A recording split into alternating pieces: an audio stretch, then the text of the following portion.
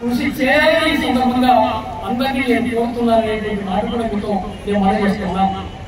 రాష్ట్రంలో సృష్టిస్తున్న సంపదలో సమానత్వం, సామాజిక న్యాయం ప్రాతిపదికగా సమస్త ప్రజానికానికి పంపిణీ జరగాలనే లక్ష్యంతో ప్రభుత్వం పురోగమిస్తున్నది. సకల జన సంక్షేమానికి పాటుపడుతున్నది. ప్రణాళికాబద్ధమైన విధానాలు, ఆర్థిక క్రమశిక్షణ, ప్రజల సహకారంతో అన్ని రంగాల్లో మనం కలిసి పయనిద్దాం. ప్రజలకు ఇచ్చిన మాట ప్రకారం 6 గ్యారెంటీలను అమలు చేసేందుకు కంకణం కట్టుకుంది నేటి ప్రభుత్వం.